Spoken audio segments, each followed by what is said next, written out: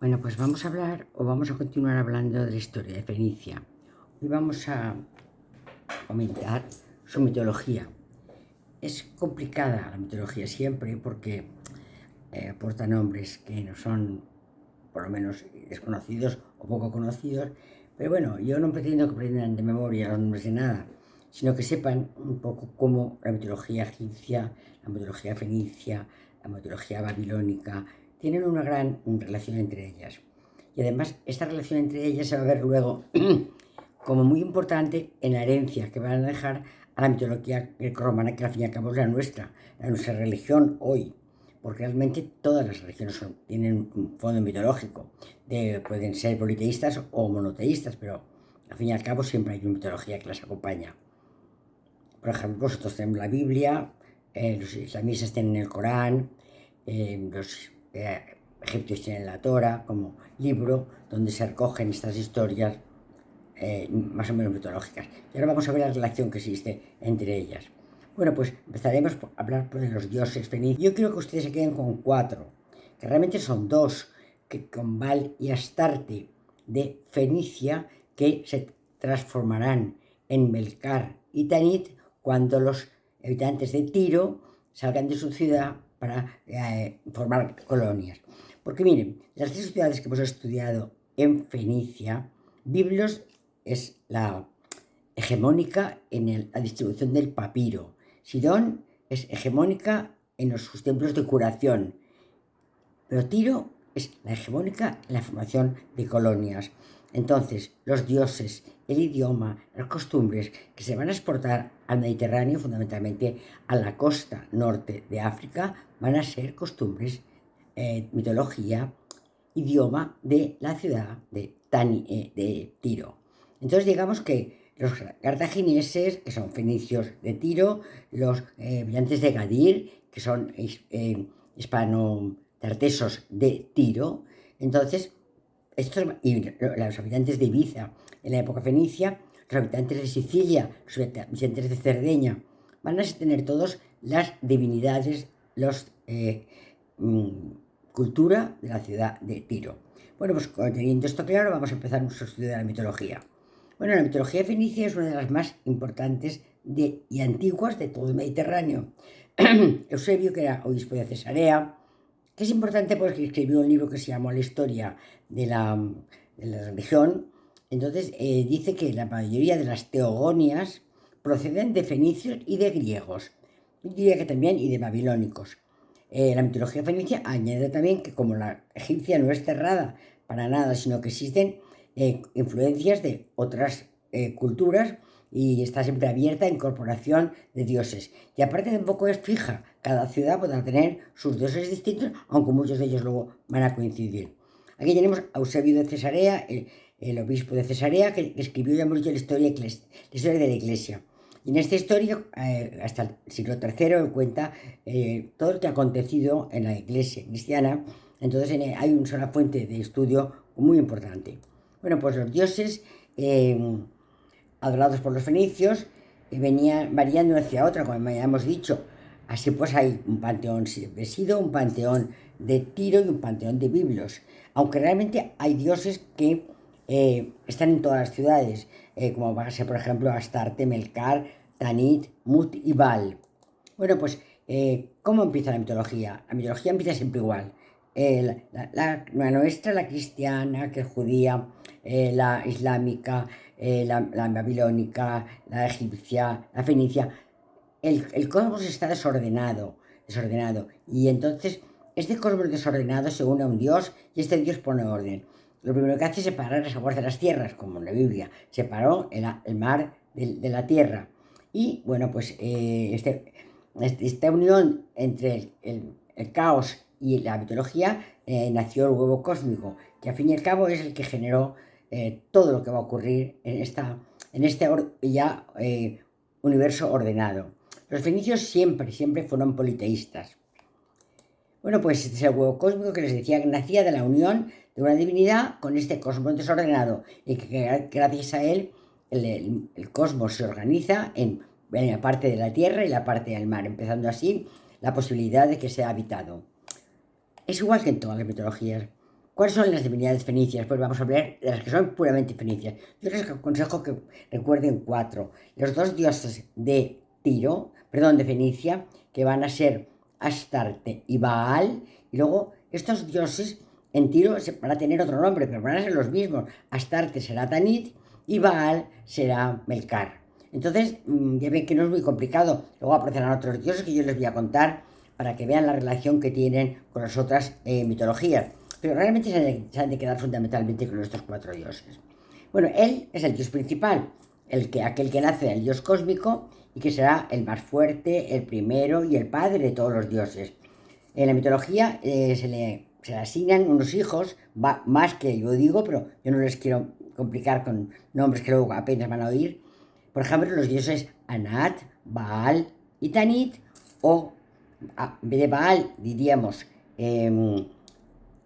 Melcar y en vez de Tanit diríamos Astarte. Bueno, pues, pero Astarte a veces es esposa de él. Es que en la mitología pasan cosas que en la vida real no suelen ocurrir. Bueno, pues se le asocia al sol. Esto es muy frecuente en todas las mitologías. El dios principal es el sol que nos da energía, nos da la vida, permite las estaciones, permite el cultivo de la agricultura, permite la vida en general. Bueno, aquí tenemos el dios El, que ya estaba en Ugarit. Acuérdense que hablábamos cuando llegaban los pueblos del mar, producían una alteración tremenda en el Oriente Medio. Algunas partes del Oriente Medio, por ejemplo, los reinochitas desaparecen para siempre. Y algunas ciudades también, como Ugarit. Ugarit fue una ciudad muy, muy importante, que con la llegada de los hombres de mal desaparece. Bueno, pues el dios de Ugarit era él, porque estamos hablando de dioses cananeos, que van a ser dioses de Canaá. Canaá era el espacio que consideramos desde el sur de Turquía hoy, todo lo que es Siria, todo lo que es Jordania, Palestina, Gaza, hasta llegar casi a Egipto. Bueno, pues toda esta parte es Canaá, y los dioses que vamos a nombrar son los dioses de Canaá. Bueno, pues aquí tenemos la imagen de el dios El, que esta es una imagen que a mí me gusta mucho que ustedes la contemplen bien, porque es una imagen que sale muchísimo en todas las historias del mundo egipcio. Es decir, que vamos a ver cómo esta imagen, si consigo yo bajar un poco esto para que ustedes lo vean mejor, esta imagen es un cuchillo que se encontró en tierras egipcias y que representa a una imagen en la parte central, la van a ver, una imagen central que para nada tiene de egipcia. Es una imagen Mesopotamia, Fenicia, por supuesto no es egipcia. Y es el dios El, representado con un cuchillo que se encontró en Egipto, se llama el cuchillo de Jebel el Arak, pero no se hizo en Egipto, y este dios aparece luchando contra los grandes leones, que son los reyes de la naturaleza animal. Bueno, pues el rey los vence porque es el dios muy importante. Este dios Baal aparece en la mitología egipcia con el nombre de Amón. Entonces ya vemos como él ya se va a asemejar a Amón. Bueno, pues también se va a asemejar a Urano, el dios padre de la mitología griega y luego romana. Bueno, ¿cuáles son los hijos de él? Bueno, hay bibliografía que habla de que él se esposó con Astarte. Yo lo he puesto por eso. Tuvo unos hijos, Mod, que es el dios del fuego, Baal, que se convertirá en el rey del universo al matar a su padre, él, Yan, que es el hermano un poco contrario a Baal, Melcar, que es el Baal de las colonias, Anat, que ya veremos luego lo que es, y Tanit, que es la diosa Astarte de ese Cartago. Entonces vemos que Tanit y Astarte es la misma, igual que Baal y Melcar son los mismos. Baal igual a Melcar, Astarte igual a Tanit. Cuando pues, saliendo de Tiro llegan al Mediterráneo. Esto lo voy a repetir muchas veces para que ustedes no lo recuerden. Mod, ya hemos dicho que es una divinidad, un hermano de Baal, que es el dios del inframundo, de la aridez, del calor. Formaba parte ya del panteón de Ugarit, aquella ciudad que destruyeron los pueblos del mar. Y luego pasó a ser también un dios importante en Fenicia. Era un dios cananeo. Era el antagonista de Baal, que era el dios de la fecundidad y de la lluvia.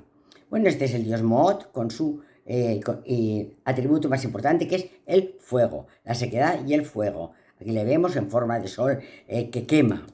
Bueno, tiene un semejante en el mundo griego. Este es el dios del inframundo, Mot. El dios del inframundo en el mundo, en la mitología griega, es Hades, porque cuando Zeus mata a su padre, y antes de hacer vomitar a sus hermanos, reparte el universo en tres partes. Una parte se la va a dar a Hades, que es el inframundo. Otra parte le va a dar al dios del mar. Y la otra parte se la va a quedar él como dios de la tierra. Es decir, que va a haber una distribución en tres partes, en Neptuno, Hades y Zeus, dioses de la tierra, del mar y del inframundo. Bueno, pues este dios del inframundo griego se puede hermanar con el dios Mot de los fenicios. Bueno, aquí os expongo el rapto de Hades de Proserpina, pero que es una cosa tan preciosa que yo no puedo dejar de ponerla. Esto se encuentra en la Villa Borghese y es una obra maravillosa del barroco de Bernini.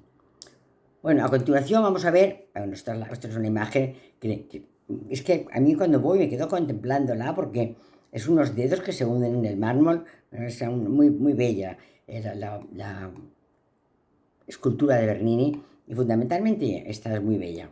Bueno, pues luego viene el dios Baal, que es era hijo de él y de Astarte, considerado el rey de los dioses. Pero estamos diciendo que Baal es el rey de los dioses, cuando el que era rey de los dioses realmente no era Baal, sino que era su hermano, perdón, su padre, él. Bueno, pues así es, pero es que resulta que Baal ataca a Abel y lo mata en el monte Span. Entonces, al matarlo, él queda como rey del universo. Es el dios de la lluvia, de la guerra, es un dios cananeo, como todos los anteriores. Y va a pasar toda su historia a la mitología grecorromana. También es nombrado en la Biblia, lo cual es una cosa muy interesante, porque la Biblia no nombra a los dioses. Piensa que cuando nombra a un dios se puede comparar con Yahvé y entonces va a disminuir la importancia de Yahvé como dios único. Pero en este caso se lo nombra cuando amonesta a los sacerdotes de Baal de los usos sexuales, lo que llamaremos la prostitución sagrada. Luego hablaremos de ella, que es muy importante en la mitología fenicia y también en la grecorromana y también en la griega y también en la babilónica. Es decir, que el uso sagrado del erotismo es muy frecuente, la prostitución más que el erotismo es muy frecuente en estas religiones. Aquí tenemos una comparación entre el dios Baal de Fenicia, el dios cananeo, que tiene, ¿veis?, las orejitas abajo y arriba como unas alas en su gorro, como tiene exactamente igual Osiris. Osiris es el dios de la muerte, entonces está acompañado por sus hermanas Isis y Neftis, una en cada lado de su sombrero. Las dos alitas son Isis y Neftis. Isis es además su esposa en Egipto. Aquí tenemos al dios Baal de los fenicios, que también tiene esta especie de alas. Es muy semejante un dios de otro. Decíamos que Baal era hijo de él y que lo mató en el monte Spam. Y esto luego se va a seguir utilizando en la mitología, evidentemente que sí. La mitología griega empieza con el dios Urano, que se casa con Gea. Urano y Gea forman la primera pareja de dioses de la mitología griega. De Gea y de Urano van a nacer Crono. Crono, ¿qué hace? Crono quiere ser el rey, como quería ser Baal, y por eso mata a su padre en el monte Spam. Aquí lo que hace Crono es que castra a su padre. Al castrar, Urano muere, pero su semen llegará al mar, y en el mar este semen dará lugar a Afrodita, a Venus. Entonces vemos como Crono castra a su padre, como Baal había matado a su padre. Bueno, pues esto también se ve en la mitología romana, porque el Crono de los griegos es el Saturno de los romanos. Y entonces, Saturno, ¿qué es lo que hace? O sea, Crono Saturno es el mismo. ¿Qué es lo que hace? Bueno, pues me los voy a comer a todos mis hijos, porque la única manera de que yo no sea como yo maté a mi padre, que me maten, sea que me los coma. Entonces, Saturno, cuando tenía un niño, plan, se lo tragaba. Y la pobre Rea, su esposa, estaba muy triste porque, claro, no tenía hijos. Entonces, cuando llegó Zeus, dijo, este no me lo va a comer. Le pone envuelto en una piedra, envuelta en un paño, y se lo da diciendo que es el niño. Saturno se lo traga y ella manda a Zeus al monte a vivir con la cabra Amaltea, que es la que lo va a criar hasta que ya, cuando se hace mayor, vuelve. Le hace a su padre vomitar a sus hermanos y luego en la guerra los titanes contra los gigantes vencen los titanes y entonces se transforma Zeus en el dios del universo griego. Como él muere y Baal se transforma en el dios del universo fenicio. Ven ustedes la relación entre griegos y fenicios y la herencia griega del mundo fenicio. Bueno, pues aquí también vemos otro detalle que nos va a poder permitir relacionar el mundo, la mitología fenicia con la mitología greco-romana. Aquí vemos una estela en la que aparece Baal con el rayo, que se ha encontrado en las ruinas de la ciudad de Ugarit. Y aquí aparece Zeus con el rayo. Ven ustedes cómo ambos han matado a su padre, ambos han heredado el reinado del universo. Baal y Zeus. Ahora voy a hablarles de una ciudad maravillosa que se llama Palmira, que está en la parte este de Siria, cerca del Éufrates. Esta ciudad fue destruida, pero yo tuve la suerte infinita de poderla contemplar. Era uno de los lugares arqueológicos más bellos que yo conozco. Y había un templo en esta ciudad que a mí me pareció muy bello, era un patrimonio de la humanidad, y con razón. Era el templo de Baal Samir. Yo no sabía quién era Baal entonces, se lo digo de verdad, hace bastantes años que fui a Siria. Pero ya tenía yo conocimientos de historia del arte, y había estudiado la carrera de historia del arte, y aunque no había estudiado nunca Fenicia en historia del arte, sí que sabía leer un templo, porque los templos son griegos. Entonces me gustó muchísimo el templo de Baal, porque era el único que estaba conservado. Es un templo in antis, porque tiene delante, veis, una especie de atrio con columnas dobles. Es un pseudo períptero porque las pilastras están entre los muros y es corintio. Es decir, que realmente era un templo pequeño, pero bellísimo. La parte de esto es la cela donde estaba guardado el dios Baal. Es decir, que en Siria estaba el dios Baal, claro que sí, porque Siria pertenecía al mundo cananeo. Entonces los dioses fenicios venían del mundo cananeo, que era más amplio que luego será el fenicio. Bueno, pues es un antiguo templo que está en la ciudad de Palmira, dedicado a la deidad cananea Baal. Es del siglo II a.C. y fue una de las estructuras antiguas mejor conservadas porque estaba completa. Tanto es así que la UNESCO la declaró al templo Patrimonio de la Humanidad. Bueno, también a Palmira, pero al templo en concreto. En 2015 fue destruido por el Estado Islámico de Irak después de la captura de Palmira durante la guerra civil de Siria. Bueno, una cosa trágica, mucho más trágico es la muerte de la gente, ¿no? Claro que sí, pero a mí esto me da muchísima pena que pase.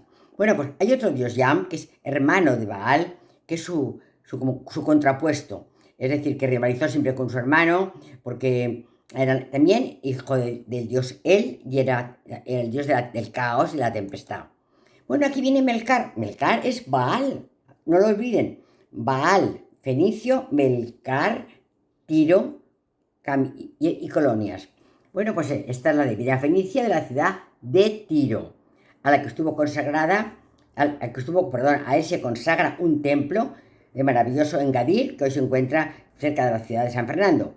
Su culto estaba centrado en el fuego sagrado. Siempre los dioses orientales tienen una especial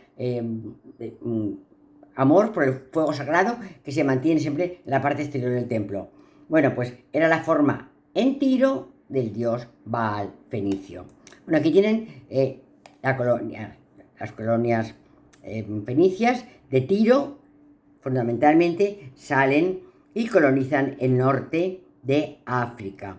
Fundamentalmente Cartago, seguirán por aquí, llegarán a Cádiz, a Gadir, y luego seguirán subiendo por el Mediterráneo. ¿Por qué hacen esto? Están buscando minerales, primero estaño para unirlo al cobre y formar el bronce.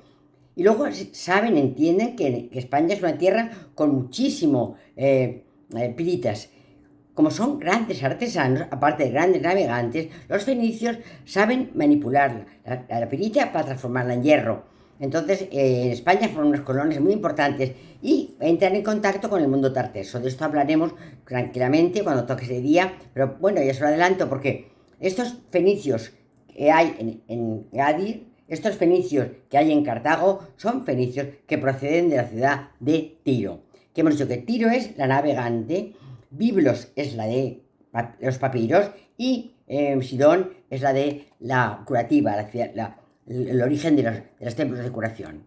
Bueno, pues aquí tenemos juntos a Baal y a Melcar, que es el mismo dios, en un lugar en Fenicia, en otro ya en las colonias de Tiro.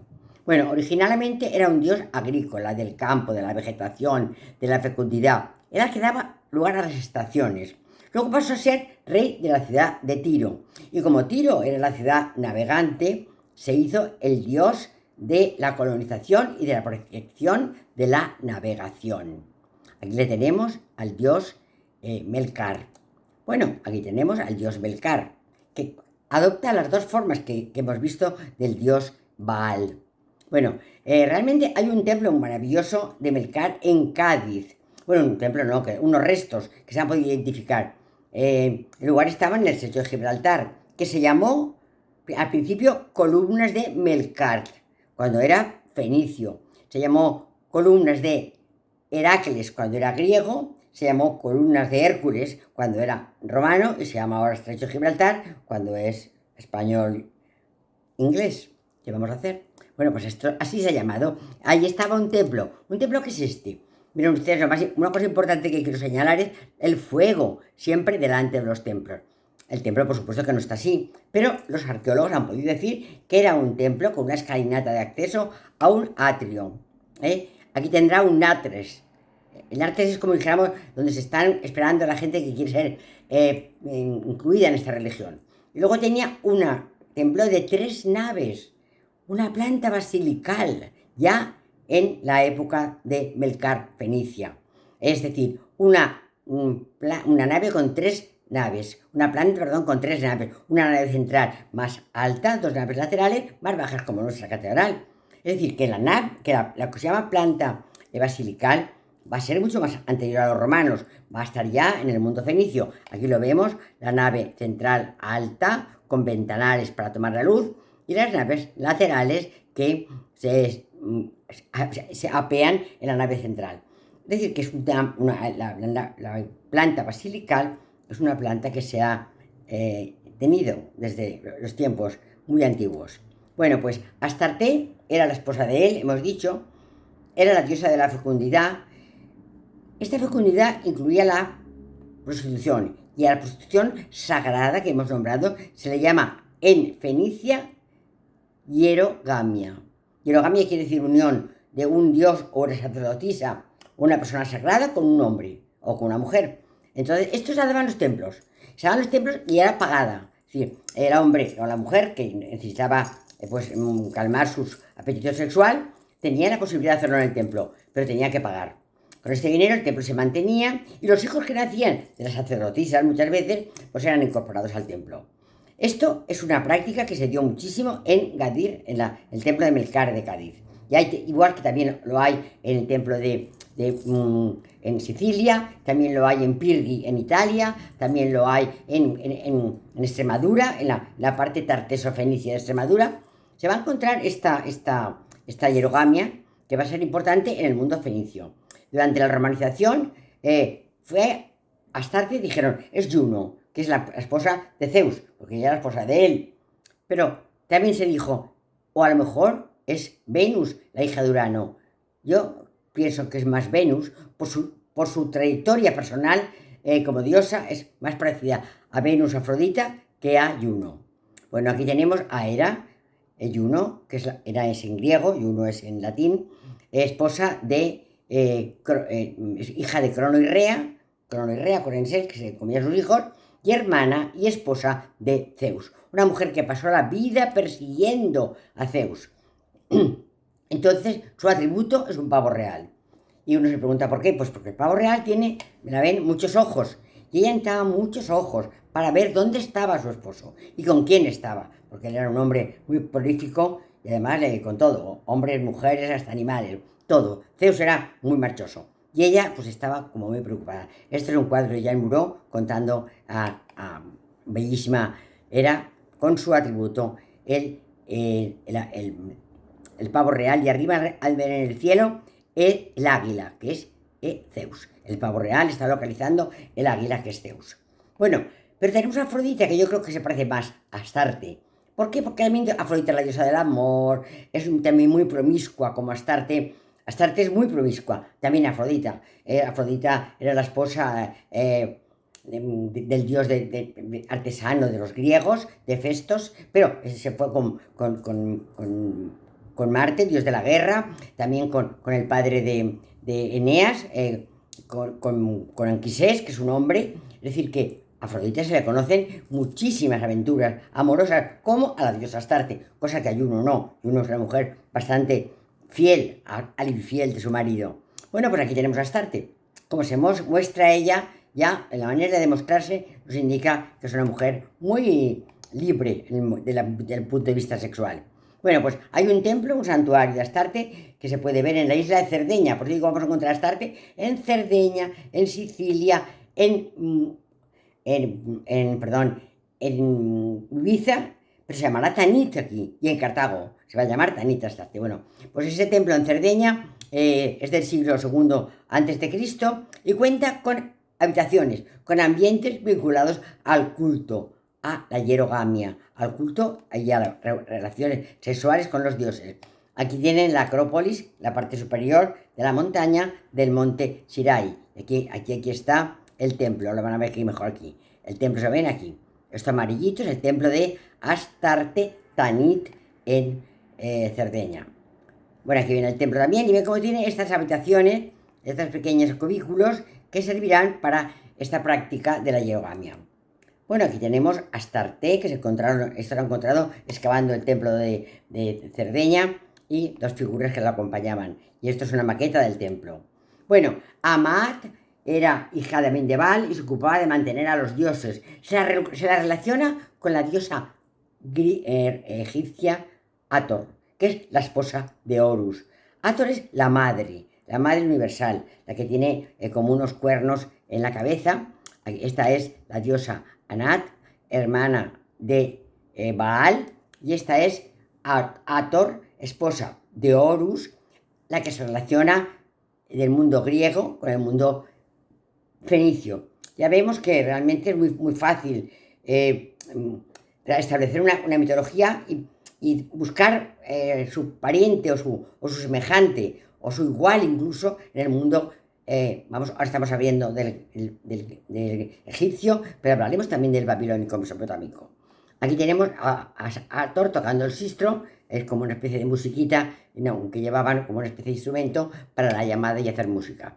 Bueno, hay una diosa madre también, como también hay en el mundo griego. En el mundo griego se llamará Deméter, aquí se llamará Atirat, quien es la que protege la agricultura, protege la lluvia, es la diosa agrícola. La diosa agrícola, aquí la tenemos a Deméter griega, la madre de Perséfone, el que rapta Hades, y aquí tenemos el dios Cotar, que es el dios del arte. Perdón, aparte de la diosa de la madre, tenemos también a un dios de la artesanía, como tenemos en el mundo griego.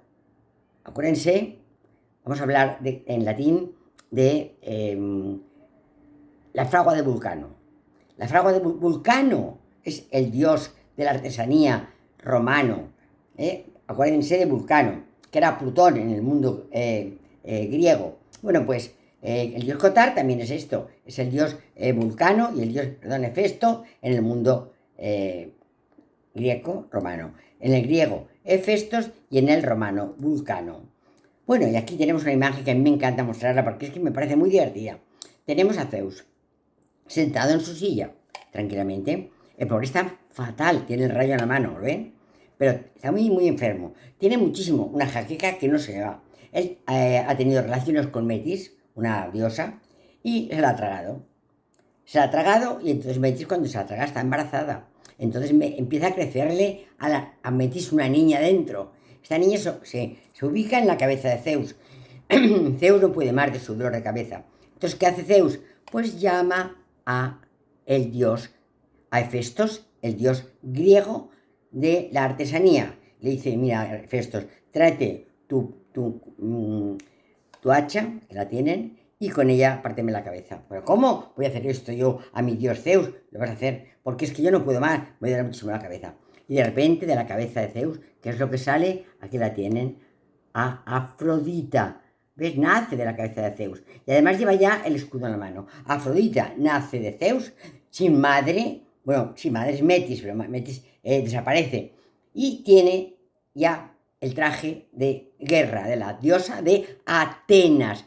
Atenea es la diosa hija de Zeus, como Afrodita era la diosa hija de Urano. Bueno, pues Atenea, diosa de Atenas, es la diosa de la Acrópolis de Atenas, del Partenón, porque vence al dios del mar en la lucha por la Acrópolis de Atenas. Vence ella y entonces en Atenas le van a construir un maravilloso templo, la Acrópolis, el templo del Partenón. En el friso interior del Partenón está lo que se llama la procesión de las Panatenaicas, que es los regalos que le van a llevar a Atenea el día de su cumpleaños en el mes de abril. Es muy bello la Acrópolis, y si uno la mira con detalle y gasta tiempo en estudiarla, la verdad es que es un gozo ir a Atenas, aunque solo sea por ver la Acrópolis. Bueno, pues aquí tenemos el nacimiento de Atenea de la cabeza de su padre. Aquí tenemos otro trabajo estupendo que hace Hefesto. Aquí tenemos la Ilíada. Tetis, madre de Aquiles, entra en pánico porque Patroclo, el amigo de Aquiles, amigo en todos los sentidos que ustedes imaginan, ha sido muerto por Héctor, el hijo de Príamo y Hecuba. Héctor, el príncipe troyano. Aquiles estaba sin ir a la guerra, estaba enfadado porque Agamenón le había quitado a su novia Biseida. Como se había enfadado, se quedaba en la tienda. Se quedó con Patroclo. Patroclo, pues no quería que empezara él a ir a la guerra porque estaban perdiendo los griegos la batalla contra los troyanos. Entonces Patroclo pues se viste con la armadura de Aquiles y sale a la guerra. Pero no es un hombre experto en guerra y lo mata el valeroso Héctor.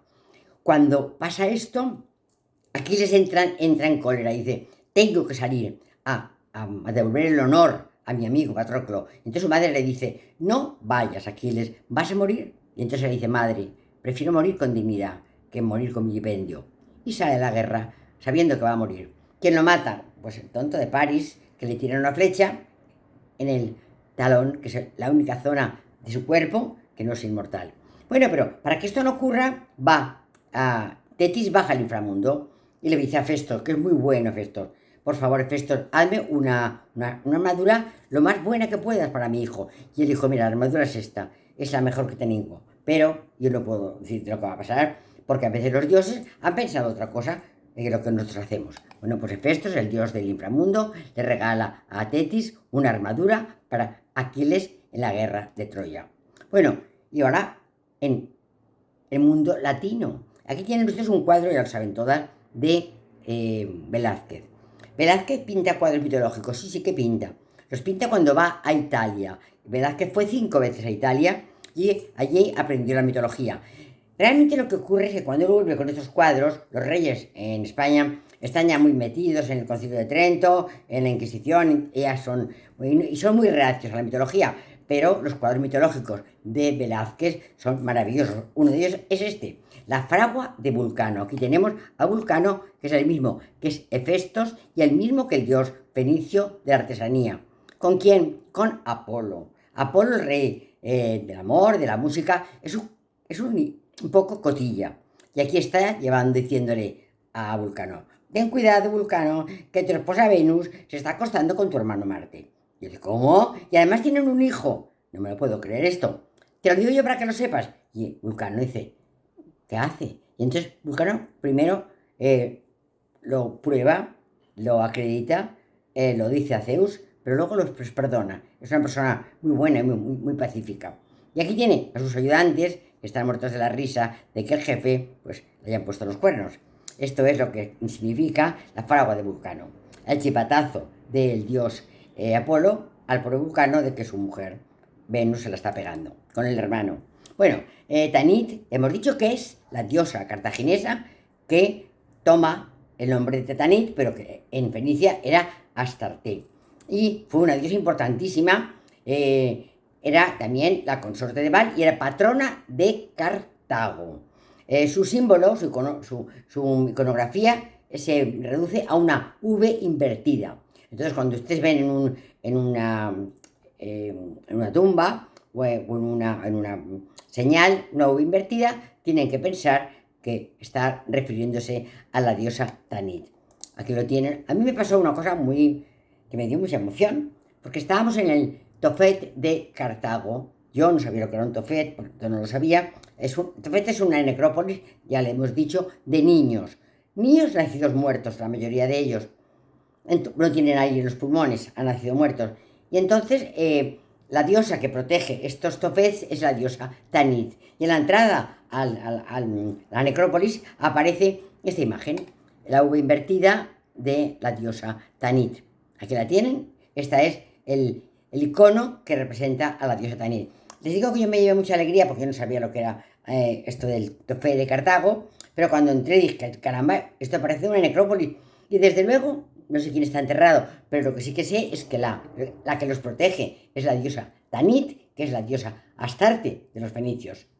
¿Me entienden? Astarte de los fenicios, Tanit en los cartagineses. La misma diosa, ha cambiado el nombre.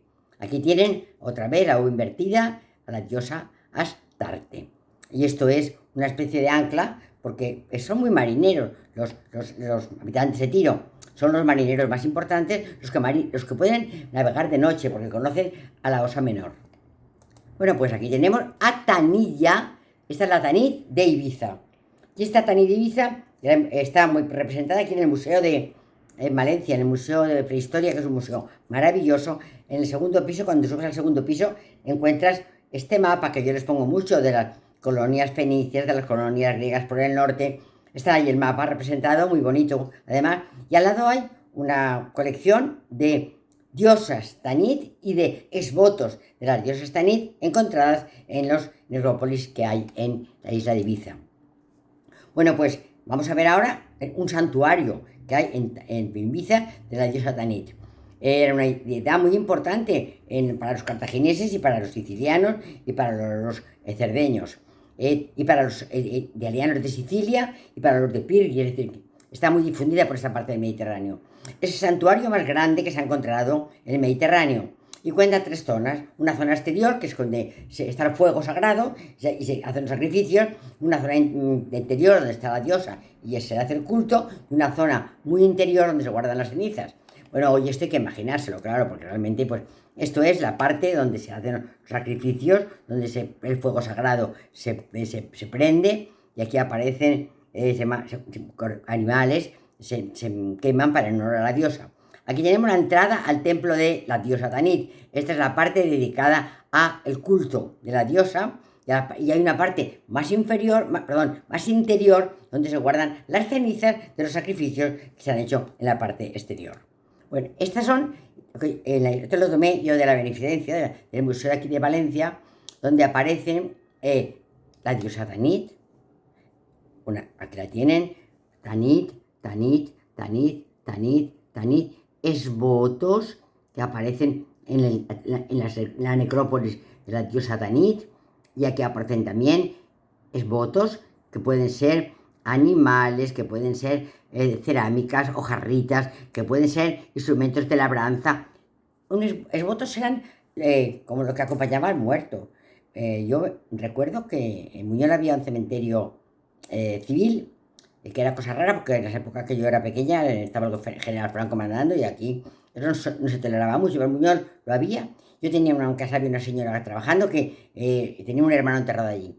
Íbamos al cementerio y a mí me chocaba mucho porque en el cementerio civil estaba, por ejemplo, un señor con una escopeta, con unos cartuchos, al lado otro señor con una bolsa de café, Yo preguntaba, ¿esto qué significa? Y me decía la señora esta que estaba en casa, es que a mi hermano Vicente le gustaba mucho cazar, y a mi otro hermano Antonio le gustaba mucho el café.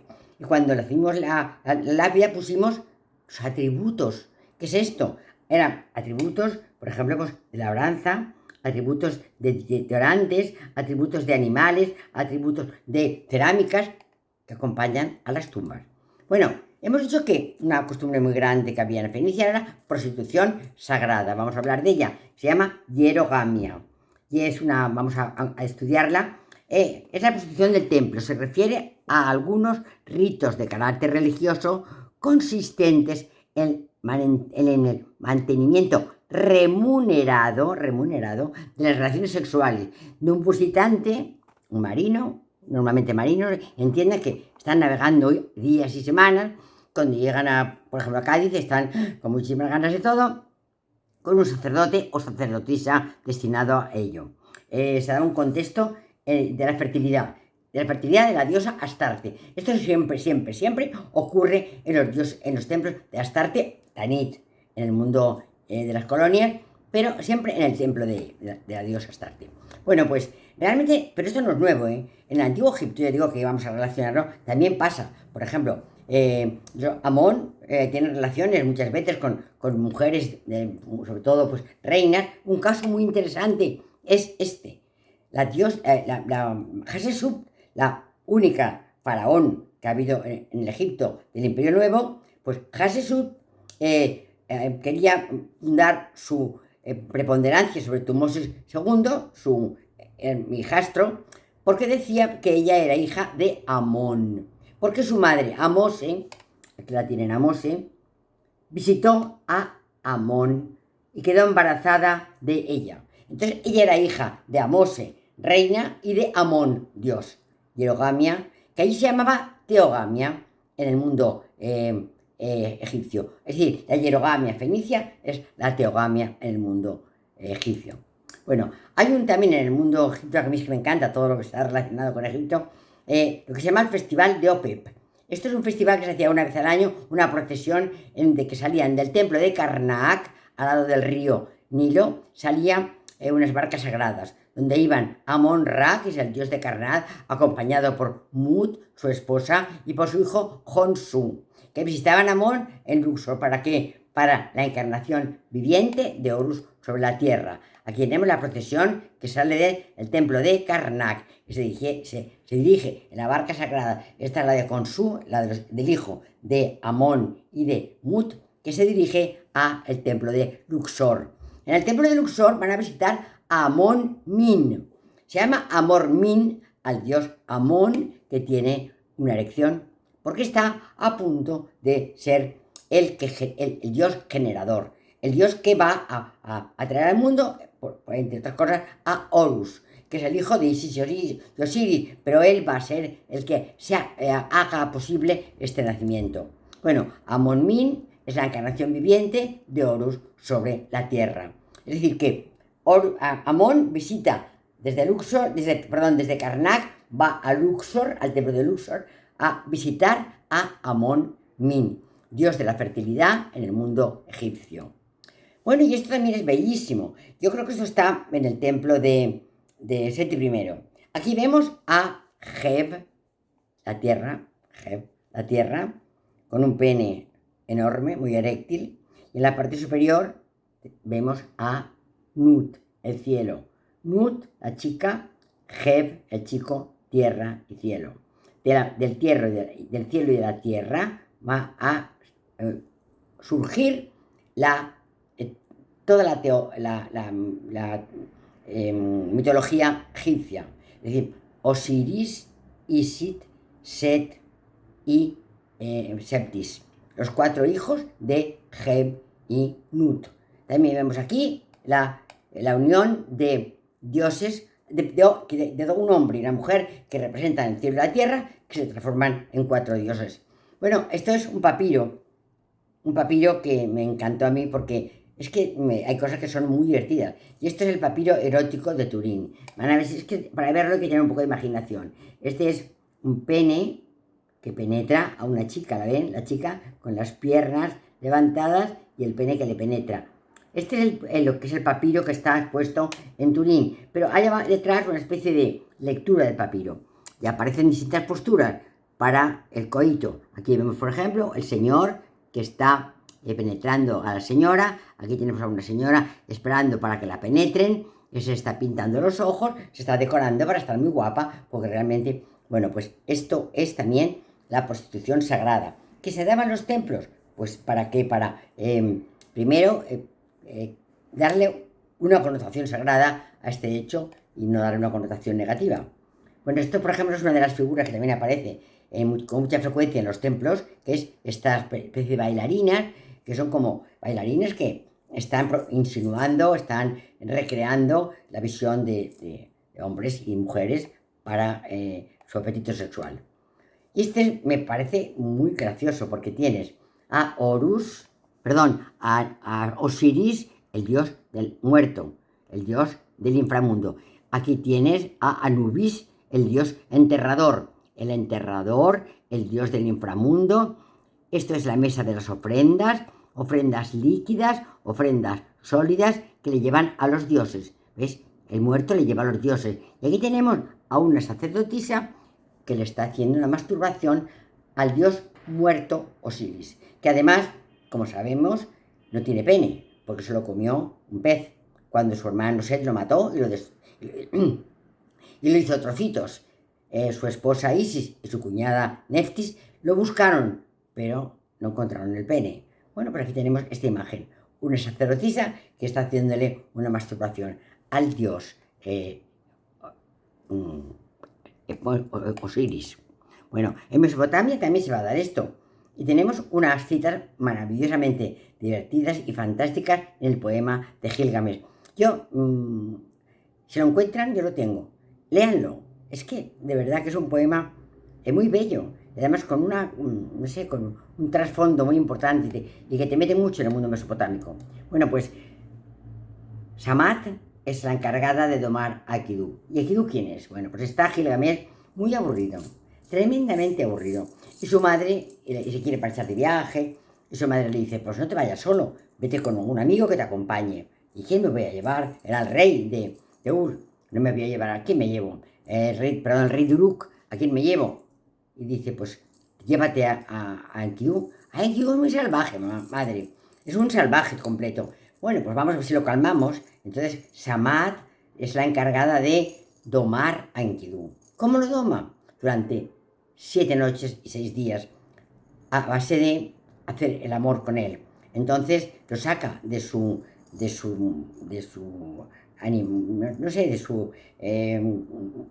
estado salvaje con las relaciones sexuales. Entonces, las relaciones sexuales sirven para que salga Enkidu de su estado salvaje. Entonces se va con Gilgamesh a hacer la aventura. La aventura consiste en buscar les han dicho que hay un señor que se llamaba Snoé, que se había salvado del diluvio porque tenía una hierba que era la que preservaba de la muerte. Y se dedican a ir a buscar a este personaje para que les dé la hierba sagrada. Bueno, aquí tenemos a Samat y a Enkidu, como Samat está en una sacerdotisa, calma con las relaciones sexuales a un Enkidu violento. Gilgamesh y Enkidu establecen una relación muy, muy, muy íntima. Tan íntima como ustedes imaginen. Tan íntima que Gilgamesh, que es un hombre guapo y templado, enamora a la diosa Ishtar de Babilonia. Entonces él la rechaza. Pero no, mira, déjame. Yo tengo ya a Enkidu mi compañero, ya tengo todas mis necesidades resueltas. La desprecia. Y entonces Ishtar se pone muy nerviosa. Llama a su padre, al dios Anu. Le dice, por favor, mándale a Gilgamesh el toro del cielo, que quiero que vengarme del rechazo que me ha hecho. Me siento muy humillada. El padre, por supuesto, que lo manda. Y aquí tenemos a Gilgamesh luchando contra el toro salvaje. Otra vez la hierogamia entre Ishtar y Gilgamesh, un rey, el rey de Uruk, con una diosa, la diosa Ishtar. Bueno, pues también en Babilonia, en el código de Hammurabi, hay una zona que dice el código de manera, fidedigna, que las mujeres, las prostitutas sagradas, estaban específicamente protegidas con las mismas leyes que obraban por la dignidad pública de las mujeres y de los niños. Es decir, que eran intocables, mujeres, niños y prostitutas sagradas. Esto lo dice el Código de Hammurabi. Aquí tienen ustedes escrito el Código de Hammurabi, donde aparece este texto que dice que las prostitutas sagradas han de ser protegidas como mujeres y como niños. Aquí tenemos a Istar, la diosa de Babilonia. Y fíjense cómo otra vez en este jarrón aparece una imagen de Istar, y si la ampliamos vemos que Istar está rodeada de penes. La hierogamia, la relación de los dioses mesopotámicos, egipcios, fenicios con los mortales. Esto es la hierogamia o teogamia en el mundo egipcio. Bueno, pues en Fenicia, Heródoto dice que la prostitución sagrada era practicada por ambos sexos, y el Antiguo Testamento, en el Deuteronomio, la menciona condenando la prostitución sagrada de fenicios y de cananeos en general. Es decir, el Deuteronomio dice, esta costumbre es una costumbre mala, hay que sacarla del mundo cananeo. Bueno, no se le hacen caso, creo que no. Bueno, pues en Pirgi, Pirgi es una ciudad itálica que yo conozco porque me encanta el mundo etrusco, y en Pirgi hay muchos restos etruscos. Bueno, pues aparte de los etruscos también hay restos de los fenicios, de la ocupación fenicia de la ciudad de Tiro. Y hay un centro de culto a Astarte, donde aparece 17 habitaciones pequeñas que están pensadas para esta hierogamia, para este culto, para esta prostitución sagrada. Fíjense si será importante las prostitutas de Pirgi, que en la sátira de Lucilio las nombra que a estas mujeres como una sátira, como burlantes, como dicen, vaya por Dios, que las prostitutas sagradas de Pirgi eran famosísimas. También hay emplazamientos de este estilo en España, por ejemplo en Cachorrano, en la zona de Extremadura, en Gadir, en Cástulo. Es decir, que han sugerido también que esta práctica en estos lugares, que de hecho es muy frecuente en el templo de Melkar, porque ya hemos dicho que los marinos vienen mucho tiempo navegando y tienen estas necesidades. Son pequeñas habitaciones que están destinadas a este culto sexual, podríamos decir, a la diosa Astarte Tanit, que ya estamos en el mundo mediterráneo. Bueno, aquí tenemos a Astarte, la diosa Astarte, que vemos como siempre está muy vigorosa, luchando contra los leones. Aquí la tenemos a la diosa Astarte, que siempre nos muestra sus caracteres sexuales secundarios. Aquí tenemos a la diosa Astarte, de igual manera. Aquí tenemos Astarte de Cachorroano, de las tierras de los tartesos, en conjunción con la cultura fenicia. Hablaremos de eso, como la Hispania está habitada por los tartesos, llegan los fenicios y no se establece una guerra entre ellos, sino al contrario, una relación que traerá consigo una culturización. Fijaros, los tartesos eran prehistóricos, no conocían la escritura. Los tartesos pasaron a ser protohistóricos, conocían la escritura de los fenicios. Y los tartesos pasaron a ser históricos cuando fueron capaces de, a través de la escritura de los fenicios, establecer la propia escritura tartesa. Esta fue la relación fantástica que tuvieron tartesos y fenicios. Aquí tenemos a la diosa Astarte, pero mirad como con una estetopigia. Se llama estetopigio a la acumulación de grasa en las caderas en las mujeres. Y esto era un símbolo de fecundidad. Aquí la tenemos a una Astarte con estetopigia, es decir, siendo yo soy una fértil tremenda. Y aquí tenemos una estancia de los prerrafaelistas. Es que esta imagen se ha perdurado hasta nuestros días como diosa del amor, de la fecundidad y del erotismo. Bueno, en el grecorromano también lo hay. Bueno, el primero Zeus y Hera eran hermanos y luego son esposos. Aquí tenemos a Zeus, que está raptando a Europa, una princesa fenicia. Otra vez la hierogamia en el mundo griego. También tenemos aquí a Dafne y Zeus, la lluvia de oro de Zeus sobre Dafne. También Zeus se enamora de esta princesa, que su padre ha encerrado en una torre porque le han dicho que tendrá un hijo, su hija, un nieto tendrá él, que lo matará. Y para que no lo mate, pues la mete en la torre. Pero Zeus es capaz de atravesar las paredes de la torre y manda su lluvia de oro y queda embarazada Danae. Aquí tenemos a Apolo raptando a Dafne. Apolo y Dafne, una bellísima escultura de Bernini. Y esto es una cosa que les pongo yo porque cuando fui se me ocurrió siempre. Siempre lo pienso cuando voy. Que realmente el misticismo, yo creo en esto, el misticismo de Santa Teresa es semejante a un, no sé, a un momento erótico. Fíjense la cara que pone, está en un tránsito celestial, que Dios le manda sus rayos. Bueno, pues este tránsito celestial se puede pensar que puede ser un tránsito sexual en el mundo de las religiones fenicia, egipcia y babilónica. Aquí estamos en el mundo cristiano. Estamos hablando de Santa Teresa de Bernini. Una cosa maravillosa. Pero fíjense en la cara de la santa. La santa está traspuesta. Está en un estado de éxtasis. Este, pues, es un estado de éxtasis divino, pero a mí me recuerda al éxtasis no divino. Bueno, pues aquí os la pongo para que la vean. Sin ningún afán, por supuesto, de ir en contra de Santa Teresa, que yo me parece una santa súper importante, porque era una mujer valiente, consecuente, trabajadora y capaz de creer en Dios y amar al prójimo. Bueno, pues ya está. Hay otra cosa que me encanta contarles, la historia de un ajuar de Tiro. Es decir, llega Alejandro Magno a Tiro en el año 333 a.C. y destruye la ciudad de Tiro. Y luego destruye toda la Fenicia. Fenicia termina de vivir, de existir con Alejandro Magno en el año 333 a.C. Pero los fenicios dicen, Dios mío, la gente de Tiro dice, por favor, y todo el ajuar de la diosa Astarte, ¿qué hacemos con él? Cargan un barco con todos los ajuares de la diosa Astarte y se van por el Mediterráneo. Con tanta mala suerte que el barco se hunde. Un pecio en el fondo del mar. Esto pasa en el año 332, antes de que Alejandro Magno Lo hacen sin que Alejandro se entere que el barco sale. Bueno, pues hay un señor que llaman Vicente Jiménez y Fergán. Es un empresario de la construcción.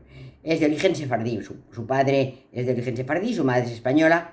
Y tiene un conjunto único en el mundo de 200 piezas de terracota procedentes de Fenicia. ¿Proceden de qué? Cuando en el año 53 o 54 un pescador libio tira las redes y saca una figura de terracota y piensa, ¿qué será esto? Los arqueólogos se la pasan a los arqueólogos, la ven y dicen, no, pues aquí seguro que hay un pecio de Fenicia. Entran en el mar, lo sacan y sacan muchas figuras. De estas figuras que salen, Vicente Jiménez y Ferrán se queda las 200 piezas que él guarda en su colección. Él tiene otras cosas, porque es un hombre que desde que era niño había tenido la ilusión de comprar antigüedades y tiene la primera que compra a los 18 años es una lucerna, que es esto de los lucecitas que se ponen en las necrópolis del mundo romano. Bueno, pues de la ciudad de Jerusalén. Él tiene cosas de Canaán, de Egipto, de Grecia, de Persia, de Roma, de Mesopotamia, y añade estas 200 figuras que compra a los pescadores que sacan el pecio. Él consideró que debía devolverlas a la ciudad de Málaga, que es donde realmente iban estas figuras. Entonces, porque huyendo de la destrucción de Fenicia por Alejandro. Aquí vemos a Vicente Jiménez Fergán con las figuras como llegan después de salir del pecio. Aquí las tenemos expuestas. Estas figuras son todas, es un culto, son ajuares de la diosa Astarte. Vemos a una mujer con un niño en los brazos, otras mujeres que están amamantando, mujeres con niños en los brazos. Aquí tenemos, por ejemplo, a una pareja de mujeres, otra mujer que está amamantando. Y aquí tenemos, fíjense, un parto. La mujer está sentada, porque parían sentadas sobre la piedra del nacimiento. Y aquí está la mujer que tiene el agua para la barra y la comadrona, que está sacando el niño. La mujer tiene las piernas abiertas y está sentada, pues parían sentadas para recoger al niño. Es una pieza única. Está en Málaga, en el Ifergán Collection, la colección de Vicente Ifergán. Bueno, pues ahí la tienen ustedes, la pueden ver. Yo no la he visto, mira, si soy tonta que está en Málaga varias veces, pero no sabía que estaba. Pero bueno, ustedes ya lo saben. Bueno, pues están vinculadas al templo de Astarte, aparece, hemos dicho, maternidades, mujeres embarazadas, destaca un parto, y aquí tenemos imágenes que están en unas figuras, y aquí también están en la colección Fergán. Astarte, pecios, pequeños pecios de terracota, orantes, mire, con las manos levantadas, orantes, más pecios. Estos son unas terracotas con presentes líquidos para los dioses, una figura griega, otra romana. Estos son parte de cerámicas, y esto me hizo mucha gracia porque este es Trajano. Entonces Trajano era un dios que nació en Itálica, era un dios, un emperador romano, Trajano, del siglo III después de Cristo, de origen hispano. Cuando se encontró esta figura de Trajano y él la compró Vicente Fercán, era una fiesta, porque era como la vuelta de Trajano a su tierra. Bueno, pues muchas gracias, y no sé si les ha interesado o les ha parecido muy aburrido.